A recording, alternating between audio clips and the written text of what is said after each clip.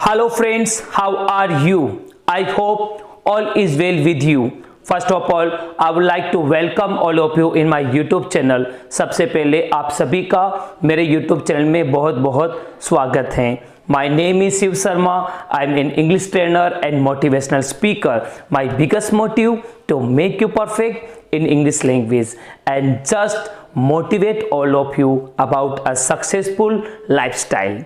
आज का जो टॉपिक है बहुत ही ज़्यादा कंट्रोवर्शियल है. आज का टॉपिक है लिव इन रिलेशनशिप. इसके क्या प्रोज हैं और क्या कॉन्स हैं, इसका पूरा डिटेल में हम डिस्कशन करने जा रहे हैं. First of all I would like to say that, सबसे पहले मैं कहना चाहता हूँ, change is the rule of the world. So we should welcome good changes in our lives because there can't be progress without a change.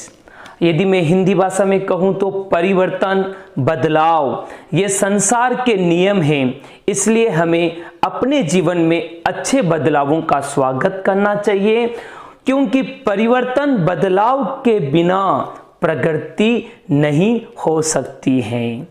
लेकिन यहाँ पर एक सवाल उठता है. यहाँ पर सवाल ये उठता है, क्या हर परिवर्तन को स्वीकार करना सही है या गलत है? Should we accept blindly all the changes of the life, right और रॉन्ग? क्या सही है या गलत है, इसके बारे में हम डिस्कस करने जा रहे हैं. मैं कहना चाहता हूँ दोस्तों, आज हमारे देश में ओल्ड जनरेशन और न्यू जनरेशन के बीच एक बहुत बड़ा मतभेद पैदा हो गया है, जहां ओल्ड जनरेशन के लोग इंडियन कल्चर का बचाव करते हुए अपना तजुर्बा, अनुभवों के द्वारा न्यू जनरेशन के जो बच्चों को सही मार्ग की तरफ प्रदर्शित कर रहे हैं. लेकिन जो न्यू जनरेशन के जो बच्चे हैं वो आंख बंद करके वेस्टर्न कल्चर को फॉलो कर रहे हैं. और वो क्या कहते हैं न्यू जनरेशन के बच्चे? हम हैं नए, अंदाज क्यों हो पुराना. तो ये सोच एक ओल्ड जनरेशन और न्यू जनरेशन के बीच की हो गई है. ओल्ड जनरेशन की सोच अलग है और जो न्यू जनरेशन के जो बच्चे हैं उनकी सोच बिल्कुल अलग है. मैं कहना चाहता हूं, जमीन और आसमान का अंतर है. आज ऐसा ही कुछ मामला है जिसके ऊपर हम डिस्कस करने जा रहे हैं, लिव इन रिलेशनशिप. सबसे पहले मैं कहना चाहता हूं, what is live in relationship? ये लिव इन रिलेशनशिप है क्या? बहुत सारे ऐसे व्यूअर्स हैं जिसको पता ही नहीं कि भाई क्या है ये. मैं कहना चाहता हूं, लिव इन रिलेशनशिप क्या है? When two adults, unmarried girl and boy live together willingly as a husband and wife in a same house without getting legally married is called live in relationship. इसका हिंदी में बात करूं तो जब दो लड़का और लड़की जो एडल्ट हैं, जो 18 साल से ऊपर हैं और जो अनमेरिड हैं, कवारे हैं, वो लड़का लड़की अपनी मर्जी से, अपनी इच्छा से हस्बैंड वाइफ की तरह एक ही घर में साथ साथ रहते हैं और बिना शादी किए हुए, बिना कोई कानूनन शादी किए हुए वो साथ साथ रहते हैं. इसको हम लिव इन रिलेशनशिप कहते हैं. अब बात करते हैं कि ये लिव इन रिलेशनशिप ये कहाँ से आया है? ये वेस्टर्न कल्चर से आया है. अमेरिका, यूरोप के अंदर लिव इन रिलेशनशिप चला आ रहा है. लेकिन हमारे इंडिया के जो न्यू जनरेशन के जो बच्चे हैं ये लिव इन रिलेशनशिप का जो सिस्टम है इसको फॉलो कर रहे हैं. खास तौर पर हमारे देश के जो मेट्रो सिटीज़ हैं, जैसे कि मुंबई, दिल्ली, कोलकाता, बेंगलोर, वहाँ के जो लोग हैं, स्पेशली जो न्यू जनरेशन के जो बच्चे हैं, वो इस लिव इन रिलेशनशिप को फॉलो कर रहे हैं. In 2015 Indian supreme court said that live in relationships are a consequence of changing time and not a criminal offence. 2015 में हमारा देश का जो सर्वोच्च न्यायालय है उसमें ये आदेश जारी किया था कि ये लिव इन रिलेशनशिप को माना था कि ये समय के एक परिवर्तित समय का एक परिणाम है और इसको अपराध की श्रेणी में नहीं माना है, ये सुप्रीम कोर्ट ने बताया। This is a very controversial topic in English group discussion और हम डिस्कस करने जा रहे हैं लिव इन रिलेशनशिप सही है या गलत हैं, क्या इसके प्रोज हैं, क्या इसके कॉन्स हैं, क्या फायदे हैं और क्या नुकसान हैं। It's my polite request to all of you, please watch this video completely. इस वीडियो को पूरा देखें, क्योंकि पूरा देखेंगे तो आपको इस टॉपिक के बारे में पूरी नॉलेज मिलेगी, बीच में स्किप ना करें। सबसे पहले हम लिव इन रिलेशनशिप के क्या प्रोज हैं और क्या कॉन्स हैं, इसके क्या फायदे हैं, क्या नुकसान हैं, क्या पॉजिटिव पॉइंट्स हैं और क्या नेगेटिव पॉइंट्स हैं, इसके ऊपर डिस्कस करेंगे। और फिर बाद में मैं आपको मेरा जो पर्सनल ओपिनियन है वो आपको मैं बताऊंगा, इसलिए वीडियो को पूरा देखें। माय डियर फ्रेंड्स, आप देख पा रहे हैं लिव इन रिलेशनशिप के सबसे पहले इसके क्या प्रोज हैं, इसके क्या फायदे हैं, क्या पॉजिटिव पॉइंट्स हैं और क्या ये सही हैं, इसके पॉइंट में सबसे पहले आपको बताने जा रहा हूं। इसका जो फेवर में इन the favour of live in relationship, इसका जो पहला पॉइंट आता है, freedom and personal choices have much wider acceptance in present time by new generation।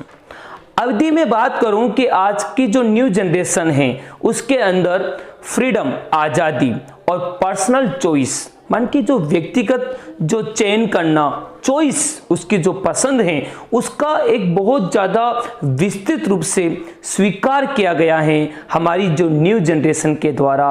वो ये चाहते हैं कि वो अपनी चॉइस के अनुसार ज़िंदगी को जीना चाहते हैं। दूसरा इसका पॉइंट आता है likes, dislikes, capability and behaviour of a partner can be known in a better way before marriage।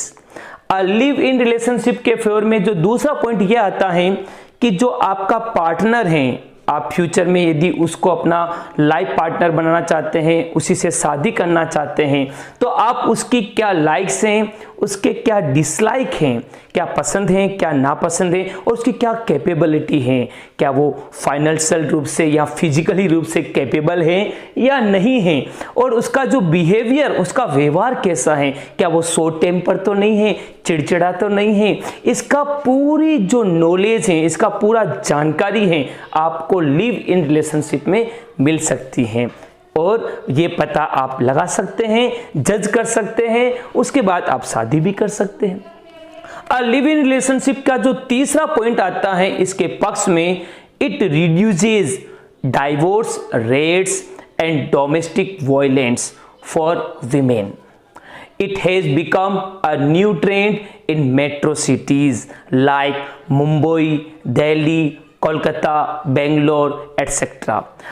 इसका जो तीसरा पॉइंट आता है कि जो मैरिज के अंदर क्या होता है कि डाइवोर्स बढ़ते जा रहे हैं, तलाक बढ़ते जा रहे हैं, लेकिन लिव इन रिलेशनशिप में कोई डाइवोर्स वाला मामला होगा भी नहीं और इसमें डोमेस्टिक वायलेंस, खास तौर पर जो महिलाओं के साथ जो अत्याचार होता है, जो घरेलू हिंसा होती है, वो इसमें नहीं होगी। और ख़ास तौर पर यह एक नया ट्रेंड बन गया है। और मैं कहना चाहता हूं कि जो मेट्रो सिटीज़ हैं, बड़े बड़े जो शहर हैं, अगर मैं बात करूं मुंबई के अंदर 50% जो न्यू जनरेशन है 18 से लेकर 24 की एज वाले, ऐसे बहुत सारे मेल और फीमेल लिव इन रिलेशनशिप में रहते हैं, जिसके अंदर मुंबई है, दिल्ली है, कोलकाता है और बेंगलोर है।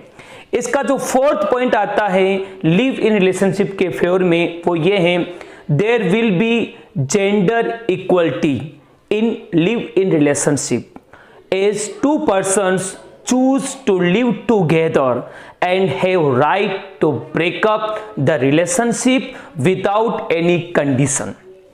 इसमें बहुत अच्छा पॉइंट ये आता है लिव इन रिलेशनशिप का, ये आता है कि वहाँ पर जेंडर इक्वलिटी होती है, अर्थात आप किसी तरह का इनइक्वलिटी, असमान बिहेवियर नहीं कर सकते, चाहे लड़का हो या लड़की, दोनों का बराबर वो मान की चॉइस होती है, उसके आधार पर ये लिव इन रिलेशनशिप वो सिस्टम अपनाते हैं।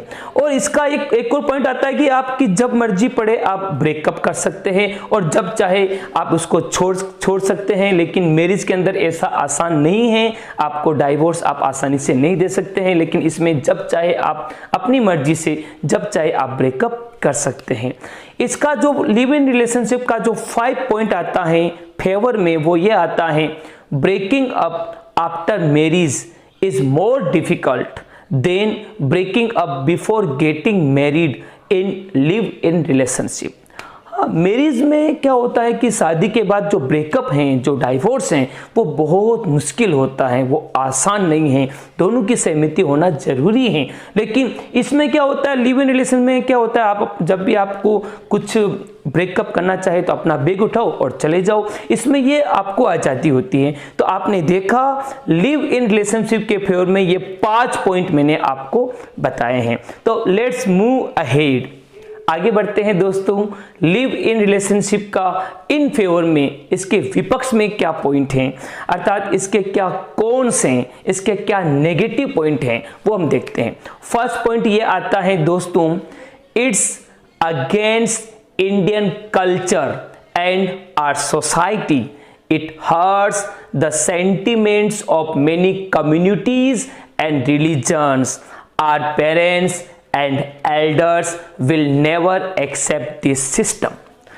ये इसके अगेंस्ट में पॉइंट आता है कि ये जो लिव इन रिलेशनशिप है, ये हमारा जो इंडियन कल्चर है, हमारी जो भारतीय संस्कृति है, इसके खिलाफ हैं, और हमारी जो सोसाइटी है, हमारा जो समाज है, उसके भी खिलाफ हैं। और ये जो लिव इन रिलेशनशिप है, ये बहुत सारे जो कम्युनिटीज हैं, जो समुदाय हैं, जो धर्म हैं, उनकी भावनाओं को ठेस पहुंचाता है। और कभी कभार ये ऐसा भी होता है कि हमारे पेरेंट्स या हमारे जो एल्डर्स होते हैं वो इसको एक्सेप्ट नहीं करते हैं। इसका नंबर 2, इसके इन फेवर में पॉइंट आता है, नंबर 2 ये आता है लिव इन रिलेशनशिप के अगेंस्ट का number 2 point, in live in relationship there is no strong commitment, no emotional security, no caring feelings, no value and no respect like a married couples have। ये बहुत इसका विपक्ष का point है, अच्छा point है। ये पॉइंट ये कहता है कि लिव इन रिलेशनशिप के अंदर किसी तरह का स्ट्रॉन्ग कमिटमेंट नहीं होता है, इसमें कोई कमिटमेंट नहीं किया जाता है। ओके, जैसा कि मैरिज के अंदर कमिटमेंट होता है, एक दूसरे से प्रोमिसेस होता है, इसमें कोई इमोशनल सिक्योरिटी नहीं होती है, आपका कोई भावनात्मक सुरक्षा नहीं होती है, जब मन करे आदमी जब चाहे छोड़ सकता है। और no caring feeling, live in relation में क्या होता है कि कोई केयरिंग वाली फीलिंग नहीं होती है, ऐसा नहीं कि आप घर जाओगे तो आपको टाइम पे खाना मिल जाएगा, ऐसा नहीं होता है। और नो वैल्यू और नो रेस्पेक्ट, जैसे कि शादीशुदा लाइफ में हस्बैंड वाइफ एक दूसरे का रेस्पेक्ट करते हैं, एक दूसरे की वैल्यू को समझते हैं, लेकिन इसमें ऐसा नहीं होता है जैसा कि मैरिड कपल्स में होता है। इसके अगेंस्ट में जो तीसरा पॉइंट आता है वो ये आता है, live in relationship is very horrible for girls because many fraud boys take undue advantages of girls. Girls have no right like a wife. Girls lose virginity, face domestic violence and feel insecurity। Live in relationship का जो negative point number 3 point ये है कि specially जो girls हैं उसके लिए बड़ा भयानक होता है। कभी कभी क्या होता है कि बहुत सारे फ्रॉड ऐसे लड़के होते हैं जो धोखेबाज लड़के होते हैं, वो क्या करते हैं, लड़कियों का नाजायज़ फ़ायदा उठाते हैं। और इसमें क्या होता है कि गर्ल्स को एक वाइफ वाला अधिकार नहीं होता है, ऐसा नहीं कि वो प्रॉपर्टी का अधिकार मांग सके। और ख़ास तौर पर जो गर्ल्स की जो वर्जिनिटी है वो ख़त्म हो जाती हैं। और गर्ल्स कभी कभी डोमेस्टिक वायलेंस इसमें भी हो सकता है, इसमें भी बहुत सारे डोमेस्टिक वायलेंस होता है, हिंसा होती है। और कभी कभार गर्ल्स अपने आप को इनसिक्योर महसूस करती हैं जब झगड़ा हो जाए बहुत ज़्यादा। इसका जो नंबर 4 पॉइंट आता है इसके अगेंस्ट में, वो ये आता है, children born out live in relationship may have to face social stigma and they have no bright future। सबसे नेगेटिव पॉइंट ये आता है कि यदि गलती से इसमें जो बच्चे उत्पन्न हो जाते हैं, ओके, जो बच्चे होते हैं तो उनको एक सामाजिक कलंक का सामना करना पड़ता है, ओके, और उनका कोई उज्जवल भविष्य नहीं होता है, कोई सरनेम नहीं होता है, उनको ये नहीं पता है उनका फादर कौन है वगैरह, ओके, इतना वो एक फैमिली वाली फीलिंग होती है ना, वो इसमें नहीं होती है। और आगे बढ़ते हैं, नंबर 5 पॉइंट। नंबर 5 पॉइंट इसके अगेंस्ट में यह आता है, marriage is a very important part of every human being's life and it's a great social institution। It's not a meeting of two persons but two families, so it's not easy to break up in marriage। Marriage तो marriage होती है, आप marriage का compare live in relationship से नहीं कर सकते। जो मैरिज हैं, जो विवाह हैं, एक बहुत ही महत्वपूर्ण एक हिस्सा होता है हमारे भारतीय संस्कृति में हर व्यक्ति के लिए, और ये एक बहुत बड़ा सामाजिक संस्था है, और इसमें न केवल 2 लोगों का मिलन होता है, मैरिज में 2 परिवारों का मिलन होता है, और मैरिज के अंदर ब्रेकअप आसानी से नहीं होता है। लेकिन लिव इन रिलेशनशिप में थोड़ा सा सडन इमोशन आ गए, थोड़ा सा गुस्सा हो गए, ब्रेकअप हो जाता है। तो let's move ahead. Finally my dear friends, मैं अपना जो पर्सनल ओपिनियन है वो मैं देना चाहता हूं। जैसा कि मैंने आपको बताया था, वीडियो के एंड में मैं अपना जो पर्सनल ओपिनियन है वो देना चाहूँगा। मेरा पर्सनल ओपिनियन क्या है इस टॉपिक के ऊपर, live in relationship. Although live in relationships in India are increasing day by day and are gaining acceptance by few modern youngsters, but in my personal opinion it's very horrible for our culture, tradition and custom। मैं कहना चाहता हूं कि यद्यपि ये जो live in relationship हमारे देश में बहुत ज़्यादा बढ़ता जा रहा है, खास तौर पर मेट्रो सिटीज़ के अंदर, और काफ़ी जो यंगस्टर हैं वो इसको एक्सेप्ट भी कर रहे हैं, लेकिन मेरा जो पर्सनल ओपिनियन ये है कि ये बहुत भयानक है हमारे देश की जो संस्कृति के लिए, हमारे देश की जो परंपरा है उसके लिए, और हमारे जो रीति रिवाज हैं उसके लिए बहुत भयंकर हैं। दोस्तों, हमें अपने देश का जो कल्चर है उस पर गर्व होना चाहिए, न कि हमें दूसरे देश के कल्चर को फॉलो करना चाहिए। यदि हम दूसरे देश का कल्चर को फॉलो करेंगे तो हमारा देश की जो वैल्यू है वो ख़त्म हो जाएगी। जैसा कि आपको पता है, हमारा देश विश्व गुरु के नाम से विख्यात है, लेकिन यदि हम ऐसे वेस्टर्न कल्चर को फॉलो करेंगे तो हमारा देश की जो एक रेपुटेशन है वो खत्म हो जाएगी। Today's new generations consider themself very smart. आज की जो न्यू जनरेशन है वो अपने आप को बहुत ज़्यादा स्मार्ट समझती हैं, और यदि हम उस पर डिबेट करेंगे तो वो हार तो मानेगी नहीं, क्योंकि वो तर्क वितर्क ऐसा देंगे जिसका कोई अंत नहीं है, बहस का कोई अंत नहीं होता है।